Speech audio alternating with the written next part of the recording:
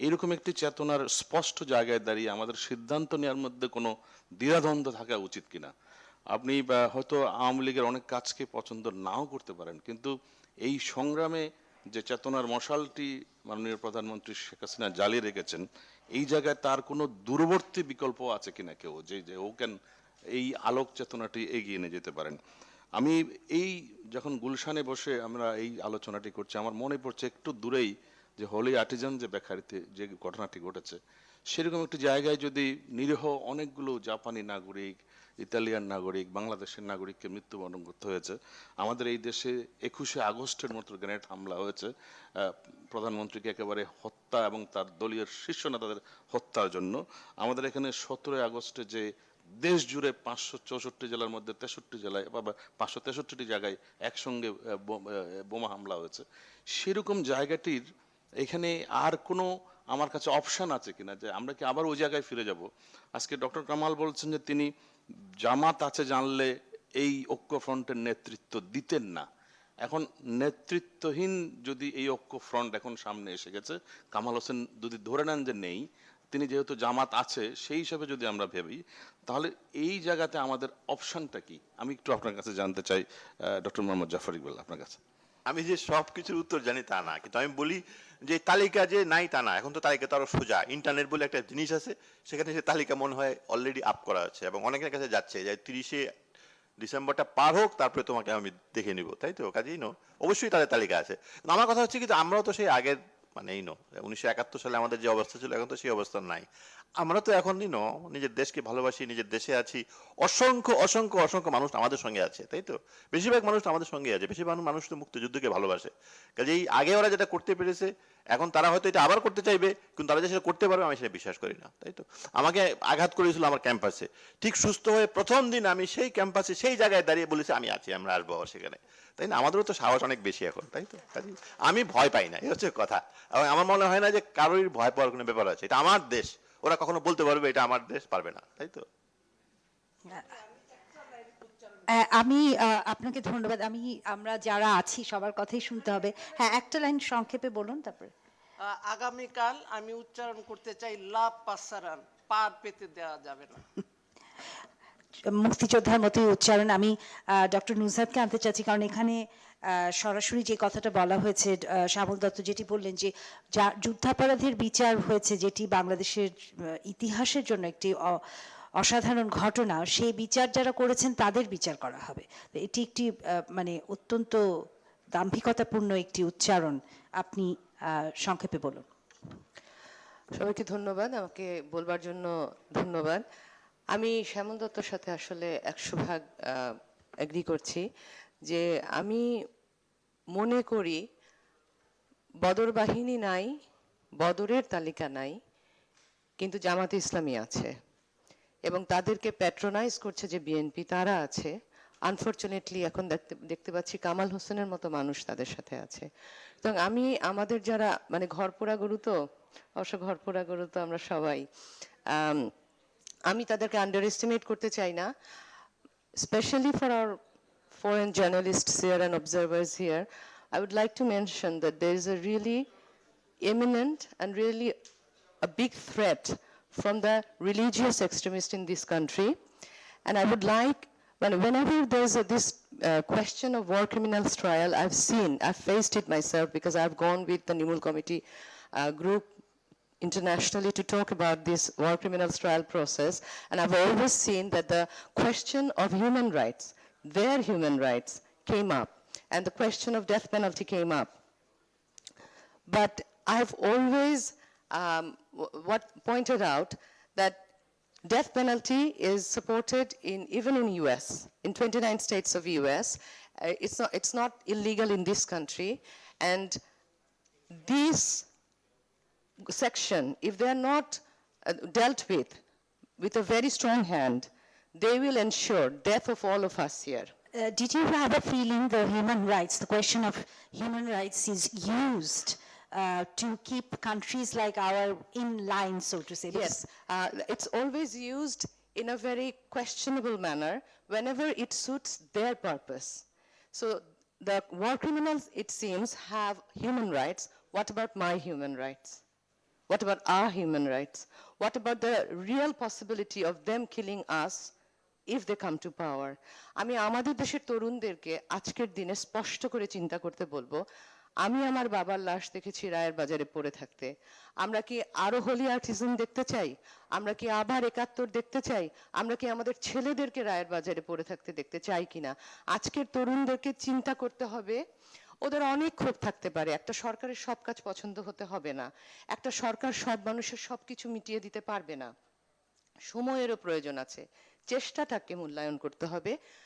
উন্নয়নের যে সাফল্য সেটা আমরা এখানে মধ্যবয়সী, সুতরাং এখানে সবাই কিন্তু মধ্যবয়সের ঊর্ধ্বের, সুতরাং এই উন্নয়নের সাফল্য সবচেয়ে বেশি ভোগ করবে কারা? তরুণরাই। ভবিষ্যৎ বাংলাদেশটা তাদের কাছে গড়ে দেয়া হচ্ছে, সুতরাং এই উন্নয়নের বেনিফিশিয়ারি যেমন তারা, আমি তাদেরকে বলতে চাই যে তাদের একটি ভোটের যে নিয়ম, মানে এটা যে তাদের আমানত, এটা পাওয়ার জন্য আমাদের বাবাদেরকে রক্ত দিতে হয়েছে।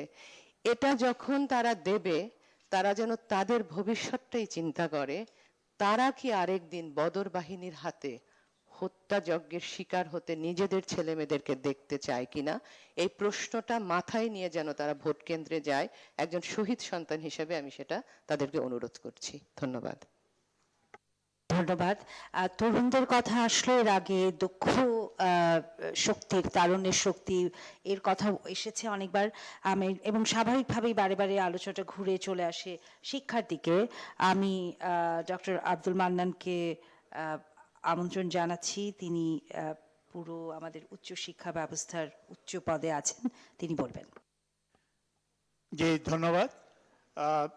আমি যেহেতু বাংলাদেশের উচ্চশিক্ষার সর্বোচ্চ যে মনিটরিং একটা কমিশন আছে, বাংলাদেশ বিশ্ববিদ্যালয় মঞ্জুরি কমিশন, সেটার চেয়ারম্যানের দায়িত্ব পালন করি।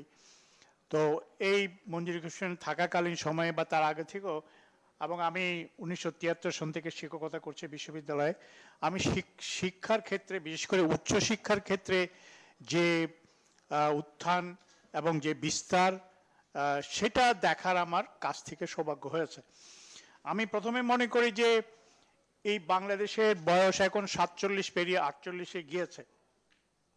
আমাদের বঙ্গবন্ধু জাতির জনক বঙ্গবন্ধু শেখ মুজিবুর রহমান আমাদের একটা স্বাধীন রাষ্ট্র দিয়েছিলেন, স্বাধীন দেশ দিয়েছিলেন। আর তার কন্যা গত 10 বছরে পরপর 2 মেয়াদে, এবং আবার 1996 থেকে 2001 সন পর্যন্ত যদি ধরি, she gave the country and the people an identity.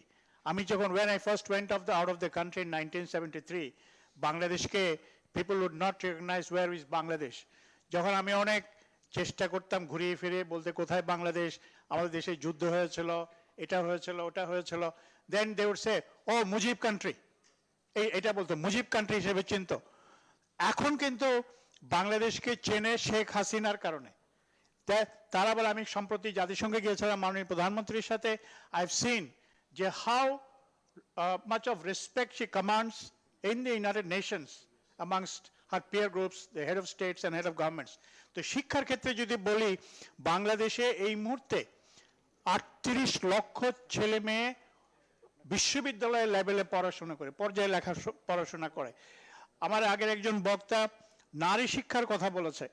এখন বাংলাদেশের শিক্ষা পরিবার বলতে যেটাকে বোঝাই আমরা, 5.5 কোটি, অ্যাপ্রক্সিমেটলি 6 কোটি ছেলে মেয়ে প্রাইমারি স্কুল থেকে বিশ্ববিদ্যালয় পর্যন্ত পড়ে, এবং সেটাকে যদি আমরা গড় করি তাহলে বাংলাদেশের নারী শিক্ষার এই 38 লক্ষ বাইরে এসে 6 কোটি বা 6 কোটি মানুষের মধ্যে, ছেলে মেয়ের মধ্যে আনুমানিক 42% হচ্ছে মহিলা, মেয়ে ছাত্রী। এবং যেই 71-72-তে যখন আমরা যাত্রা শুরু করি, তখন দেখা যেত যে গ্রাম অঞ্চলে বিশেষ করে মেয়েরা স্কুলে যেত না। এখন কিন্তু বাংলাদেশে স্কুলে এনরোলমেন্ট 100%, এবং সেখানে মেয়েদের সংখ্যা মোটামুটি ছেলেদের কাছাকাছি, একেবারেই কাছাকাছি।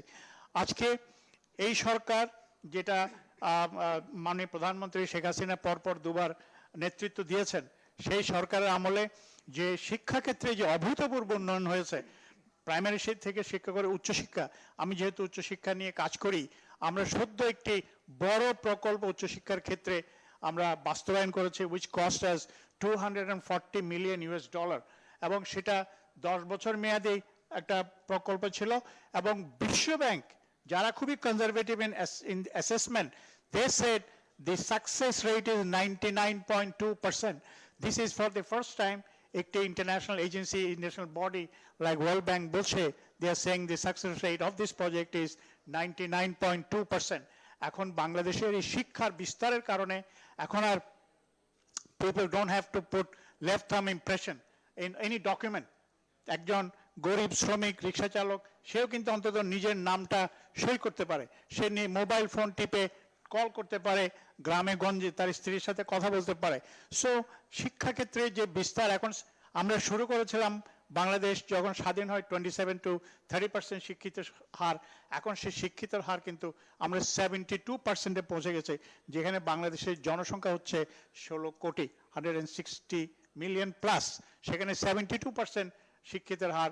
এবং টেকনিক্যাল শিক্ষিতের হার আমরা 10 বছর আগে ছিল 1% of the high school graduates, সেটি এই মুহূর্তে এই 1% মানে 1 million students who graduate from higher secondary school, তারা এখন 17% of them choose vocational and technical training. এই যে আমাদের মেগা প্রজেক্ট পদ্মা সেতু হচ্ছে, সেই পদ্মা সেতুর 100% technical people are from Bangladesh including the engineers. That makes us proud. So আমি মনে করি যে একটা অ্যান্টি ইনকামবেন্সি বলে একটা কথা আছে, স্থিতিশীলতা নষ্ট করা। এখন বাংলাদেশে গত 10 বছরের অ্যানালিসিসে আমার মনে হয় না এমন কোনো ঘটনা ঘটেছে যেটি স্থিতিশীলতা নষ্ট করে আমরা আবার জঙ্গিবাদে ফিরে যাব, একটি দুর্নীতিগ্রস্ত দেশে ফিরে যাব, একটি পশ্চাদমুখী রাষ্ট্রে ফিরে যাব, একটি কি বলে যে দেশ থেকে মানি লন্ডারিং হয়ে কোটি কোটি ডলার বিদেশে চলে যাচ্ছে, সেই রকম একটা দেশে ফিরে যাব। আপনি যদি 10 বছর আগে দেখেন, বাংলাদেশের আমাদের দেশের মানুষের গর্ব করার মতন কিছু ছিল না। যেহেতু আমাকে প্রায় সব বিদেশে যেতে হয়, এখন কিন্তু আমি গর্ব করে বলতে পারি